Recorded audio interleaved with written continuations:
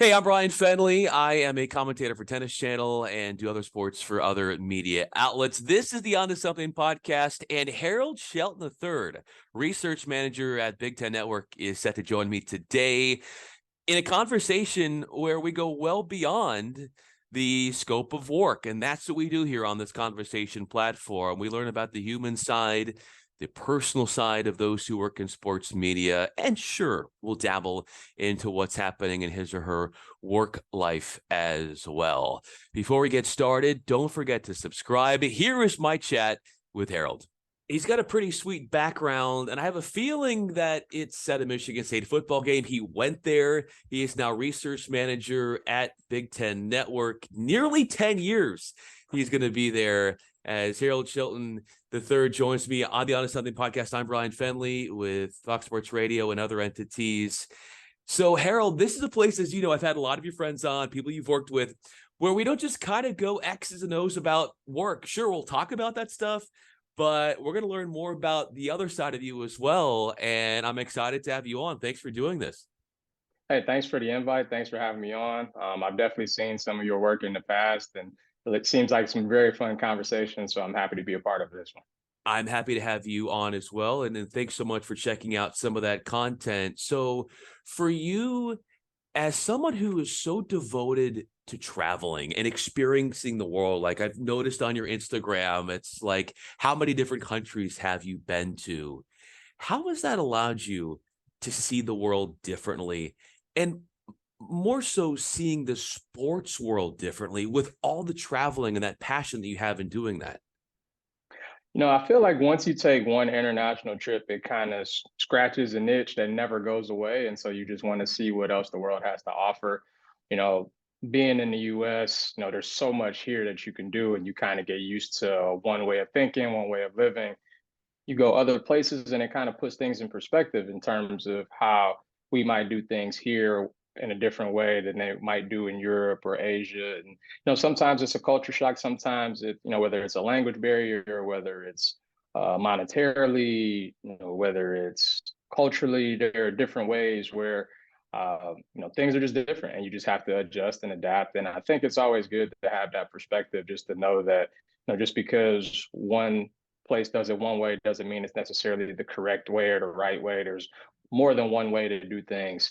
And I always try to keep that in mind, whether I'm, just living my life or just being a husband or doing my job at work. There's just more than one way to accomplish something, or more than one way to live. There certainly is also more than one way to get to where you are. There's not like one, let's go to medical school and then let's be the research manager at Big Ten Network. But looking at your unique way, before we get into what you did at ESPN and the Big Ten Network, how did you sort of develop that sense of working with people? And what did you see as an usher with the Detroit Tigers? What did that teach you? You talk about how traveling was such a teaching point for you, but even at this stage in your career, to go back to those days as an usher and working with people in that environment and the chaos that can be in a game like that and all those people, what do you still hang on to from those experiences? I'm a people person first and foremost. I know it kind of bothers my wife at times because she can be an introvert, and I'm very much an extrovert. Both of my parents were extroverts, and so I think I just picked that up from them. I know my dad never met a stranger, and my mom is very similar in that way. And they were both in education, so they were always around people, always teaching all the time. I feel like I've kind of picked up, a lot of that from them, and so I'm always interested in origin stories and, what got you here, what made you, especially at a Tigers game, like, so what made you come out to this game? Are you celebrating, a birthday? Is it anniversary? Is it a bachelor party, bachelorette party? Did you come to see your favorite player? Just kind of, why are you here? What's your end game? Those kind of things are always fascinating to me, and they still are. And when you're at a baseball game, I mean, there are a bunch of people there for one reason, is just to watch that game. But they're coming from out of state. They might be rooting for other teams. It could be a family of four that got free tickets and might not be as well off. And like this could be the highlight of their day or their week, and then you have other people who are season ticket holders and are used to the whole thing, and they've had it for 30 years and it's within the family. And so everybody's story is different. I always find that fascinating that so many different stories, so many different people all come to this one event to watch this one thing for 3 hours, and then you go on and go about your day and you go back to your lives. And I just find that sports and music, things like that, are ways you bring people from all walks of life together, and I always just find that really interesting. In that you also ask really good questions and you learn about people that which are at these games, which gets me thinking, Harold, the idea of research in what you do now at Big Ten Network has to, a lot of it, be tied to asking the right questions. How do you know what is the right question? How have you developed that, you could say, compass for knowing what's right to ask to get deeper into the content that you're exploring? I think the most important thing for me is knowing that I don't know everything. And so there are certain things where, I might have a pretty good idea about this or pretty good idea about that, but there are players and coaches that I've worked with who have been in those trenches. They've been in those meeting rooms, they've been in those locker rooms, they've been on those sidelines, and they would know more than I would. And so I feel like I know a pretty good amount about the sports that I cover, but I'm never going to know as much about it as someone who played it or coached it. So a lot of times I'll pick, especially on a football Saturday, like I'll pick a coach's brain or a player's brain, you know, 3rd and 2 late in the game. What are you running here? Why would you run this? Is this coverage similar to that? I think just the hunger and the thirst to always keep learning, I think is a big thing for me. And I think just picking up those conversations and having that experience for 15, 16 years now that I've been doing this, you kind of get the idea of, what's a good question and what's not. I think so much of my job now, because, in the analytics driven world, and there's just so much information out there, that you have to kind of pick and choose what you think you can digest. And if you can digest it, that doesn't necessarily mean that the people on TV or the people that are reading the information can digest it. So the way I look at my job is I have the information and I know it. So how can I distribute it so that you can know it just as well as I can? And I know sometimes that could be a lot harder because you're in the weeds, and I might find something that's really interesting, but then it's like, okay, this might be like a little too geeky, like this is calculus 101, and you just want it to be, basic math. And it's like, okay, let me bring it back and make it in a way where like you can understand it. And I'm telling you, and it's like, oh, okay, I get it. When you get to that vetting process of understanding what can be transferable on screen when it comes to what you're finding out about a team, a player, and different numbers, what do you think interests people the most about a particular note that you're able to stumble upon? What in the realm of your world is a stat or something interesting that you think catches people's attention more than something else? I think anytime you add a historical element to it, it really sticks out more, but it can't have too many filters. I know there are a lot of stats out there that are, this is the first time something happened on a Tuesday when it was 30 degrees, when it was, Yeah. yada, yada, yada, in the Eastern time zone and blah, blah, blah, blah. And it's like, okay, that's way too much stuff. So it's, how can I make this really stick home? Like last night, for instance, Northwestern beat Illinois at home in men's basketball. And so I was able to find that was the largest home win they had since 1958. So like, I like to put things in perspective of, oh, Northwestern won.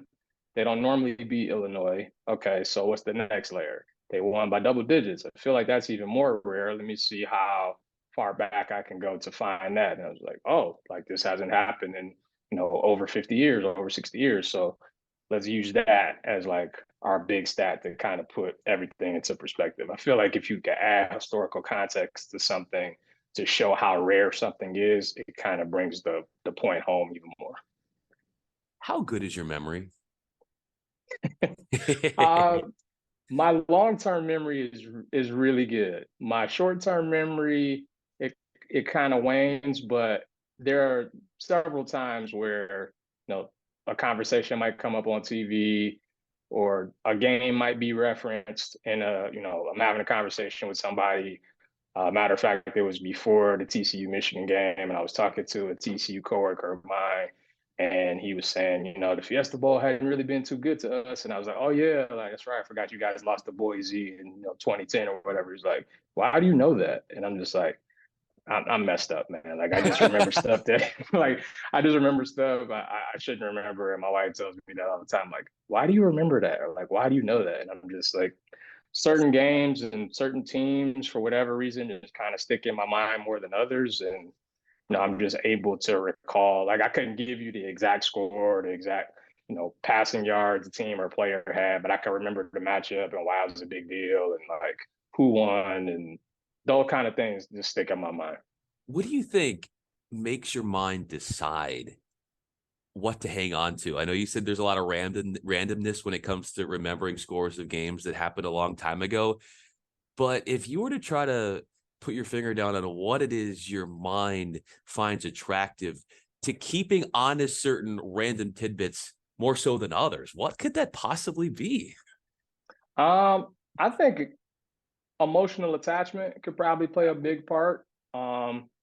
If I'm at a place somewhere watching a game with people and I remember how much fun we had and the game was on and we were all watching it, like I'll keep that in mind.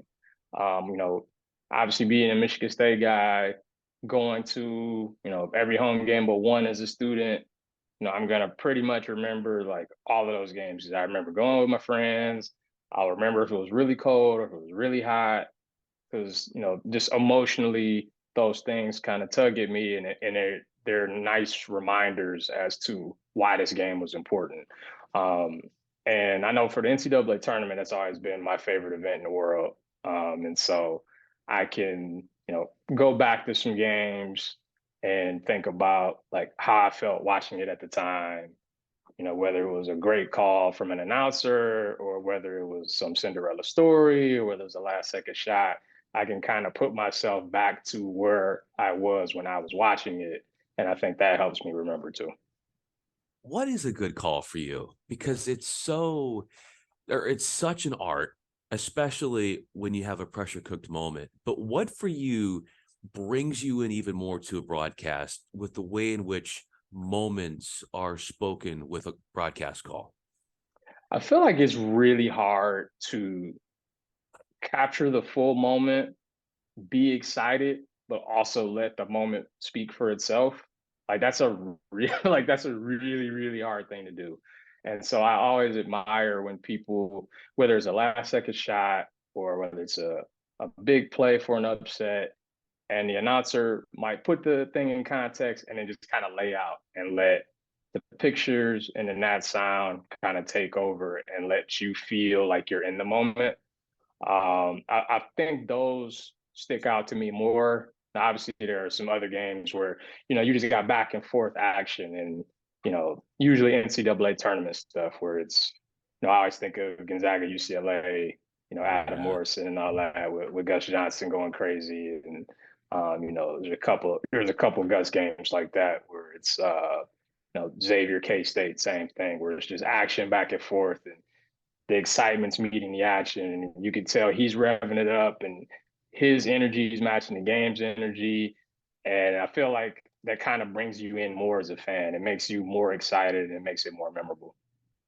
Being that fan, and you talked about living in the moment and really feeling immersed in that situation, watching a broadcast, how much of what you do relies on living in the moment, but at the same time here you are having to dig things from the past, look ahead to your future, but how much of your life do you feel like you're able to live in the moment? I definitely think it's easier when you care about it. Um, I feel like it's if you start to lose your passion for it, at least for me, like if you start to lose your passion for it, I feel like it's a lot harder to lock in on certain things.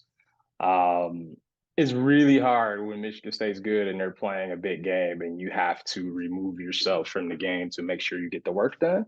Um, Especially like on a football Saturday, and we're coming up on a halftime or a post game, and I need to have some stuff ready, but I'm trying to make sure watching the game to see if, Kenneth Walker can break off another big run or if they can get a big stop, against your rival. And so I feel like that part is really hard. But overall, I think having that emotion makes it a lot easier to stay engaged because it's something you care about. It's and I know I'm a person where if I go down a rabbit hole, I'm gonna just see it through until I can find it because I just care that much about it. And so I might have an idea or a question of, I wonder the last time this happened. And then you start going back, like, all right, okay, it hadn't happened in the last 5 years. Hasn't happened in the last 10 years. Hasn't happened in the last 20. It's like, all right, well, I'm here now. So I owe it to myself and I owe it to whoever I'm writing this for to find the answer. So I'll just continue to go down the rabbit hole until I get to the very end. And whether that's, it happened 60 years ago or it never happened, I get the satisfaction of knowing that I completed the mission and found the note either way. If I were to go down a rabbit hole and go through history and pinpoint the last time Harold Shelton III ran onto the field as a student at Michigan State after a football win, what would I find out about you? So I actually never did it in college. My well, for one, the football wall is really tall at Michigan State, and so there was never the opportunity to do it. I would say the closest probably would have been my freshman year against Michigan. TJ Duckett caught a pass at the last second to upset them, and I remember us going crazy. People are jumping on me, and like somehow we wound up like 4 rows lower than where we started because it was just a melee, and it was great. I do know, and for basketball, we thought we were going to rush the court after we won the Big Ten. We lost to Wisconsin in overtime that year, and so there was no championship to be celebrated. Those are probably the two closest times I had to rushing the court. I actually did it as a kid. I was a ball boy for the University of Detroit Wow. when they clinched uh, like the regular season conference title. It was the first time they had done it in forever. And so I know I ran on the court that day and like got on headline news as one of those like everybody's jumping up celebrating. And I found the camera and I'm like jumping up and down looking at the camera and stuff. And so I know I got teased for that for quite a while. I was probably 12 or something like that, but that was a lot of fun. What more do you remember from that? In you just on instinct running onto the court, and then where were you, and how did you take in the madness at that time? I just remember it was a really big deal. I had been a ball boy for years because my dad was a season ticket holder, and so he knew some of the people on the staff and like got me the gig back then, and so I was probably 7 or 8 when I started, and for a long time there were some lean years, and we would just kind of go, and it was something to do, with your dad, and so it's like okay. I'm watching basketball and it's fun, but they're not really winning at the clip you would want them to. They were just kind of average for a while, and then they finally had a couple years where they were able to break through. And like I just remember how excited everybody was because it had been so long, over a decade since they had been really good. And so I think everybody just at that moment, just all of the emotion was let out and it was just a lot of fun. And I didn't appreciate it as much then because I'm a young kid, but like now looking back, like, I could see why it was such a big deal. And you growing up and even going beyond that, you talk about the excitement you had in that moment. When was your dad most excited about something you did? When did he show that the most when it came to you? That's a really good question. I know he was always proud of both of his kids for like anything that we would do. I think when I first got the job at ESPN, he was really excited. And I think it all kind of came to him like when he was able to come out and like you get to see the huge campus and you get to see the people on TV. We're walking by and Dave Winfield's there and he's like, "Oh, I got to talk to Dave Winfield real quick." And or he'll see Colin Cowherd who was there at the time and other people. And I think it kind of all put it in perspective for him of like we were able to raise our kids to do like some pretty cool things, and I don't think he like fully said how proud he was like at that specific moment. Like he told us, pretty often how proud he was. But if I had to pick a moment, I think it would be that. Was it more actions than words at that time, where you were able to kind of look at his body language and see the awe on his face, and the way in which you're able to infer that even if, like you said, he didn't say it at the time, but were there different ways that he was giving it off in nonverbal ways where you knew like this was a pivotal moment for you and your family, just to see where you had come from and what you had done at that point? Oh, for sure. Yeah, I could definitely tell from the nonverbal language. But again, he would tell us, throughout time, whether it was something Dean's List related or whether it was, being on homecoming court or whether it was just graduating from school. Like he would always tell us, he was proud. But in terms of just like the one moment, I think and again, I'm not a parent, so I don't know how it is, but I would imagine, being a parent, you're doing all of this stuff to raise your kids, and you know, they become grown and they go out into the real world, and you're waiting this whole time to hope that they find a job and find a career that they like, and it coincides with what your passion is, and obviously what my dad's passion was sports. I feel like it was definitely a full circle moment for both of us, and I think both of our parents were really really proud. Just to kind of see ESPN, like we'd always watch it on TV and all that stuff, but it's like, oh hey, I'm like in Connecticut and I'm meeting these people that I've seen on TV, and like wow, my son works here. Like this is really awesome. And so I feel like that would probably be the moment that stuck out the most. And you're a third, Harold Shelton III. Hmm. What's the same between you and the first? What's that? What's the same between you, Harold Shelton III, and the original Harold Shelton? I feel like we were all pretty similar. I would say I was much closer with my dad than my grandfather, but um, I'd say we had a lot of similarities just in terms of our personalities, in terms of work ethic, in terms of my wife says I am so much like my dad just because we Really? are very, very chill people. We don't get too high, we don't get too low, we don't really let much bother us. We don't really uh like if we have moments that are about us that are big moments, we don't really like project them out publicly. You just kind of find out about it one way or the other. And I know it drives my mom crazy. It drives my wife crazy. And it's like, well, why didn't you tell us that? Was, oh, no big deal, blah, blah, blah.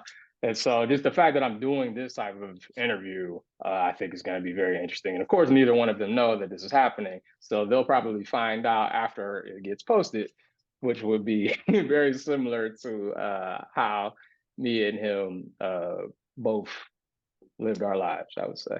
Well, let it be known, and that I'm on Team Harold here, right? This is a fun like space where, you know, sharing your story in an upbeat way and really kind of pinpointing what makes you inspirational, and then obviously giving a shout out to Big Ten Network as well. I want to leave you with this last question. Harold Shelton III is with me. I'm Bryan Fenley. How has meeting your wife changed you in a good way? Well, I think Big Ten Network is a huge reason why we are together, why we dated long distance for a year. She was in Chicago, I was in Connecticut. For the longest time, I knew I didn't want to stay there, and I was trying to figure out a way to Chicago.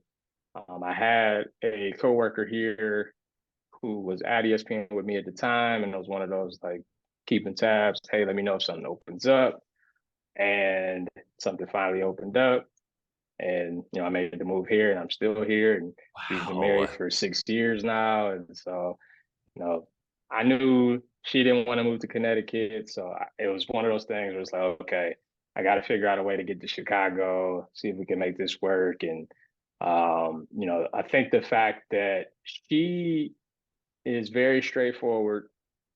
I think it's allowed me to be more straightforward. I know a lot of times I wouldn't say pursue conflict, but it was just more of like, I'm not gonna worry about that, or it's not a big deal. But she's very much like, hey, when you did this, I didn't like that. And it's like, okay, like that's fair. And so I think we have a relationship where we're very transparent. We can say like, hey, look, I didn't like when you did this, or hey, can you please do this going forward? Those types of uh, discussions and interactions, I think, have been very healthy for me. I don't know if she knows that, but if she listens to this, then I think she I think she'll know. I think she challenges me intellectually. She always keeps me on my toes. She reads like everything, and so the fact that she'll bring up things that I won't really know about, or I might have one perspective on something, and then she could fire back with something else, and I'm like, huh, that's interesting. I didn't think of it that way, and so I feel like the fact that she is very comfortable with herself kind of allows me to do the same, and she's always teaching me whether she realizes it or not, and so I definitely admire those things about her. That's so beautifully put. And you use the operative word in that response, that answer, and healthy. Like you just described such a healthy relationship, communicating, free flowing, and supporting each other and raising each other up. It was meant to be. You getting to Yeah, Chicago, that was 100%. meant to be. a hundred Harold percent. Shelton, research manager, Harold Shelton III, research manager at Big Ten Network. I'm Bryan Fenley with Tennis Channel and other outlets. Speaking of her reading, your wife, I can't wait to when your wife gets a read on you from this conversation. You better let me know what she says after watching this, Harold. This was so much fun. Thanks again. Thanks for having me on, and I'll definitely keep you posted on what she and my mom have to say. I know they're both going to be upset as to why I didn't tell them this was happening in the first place.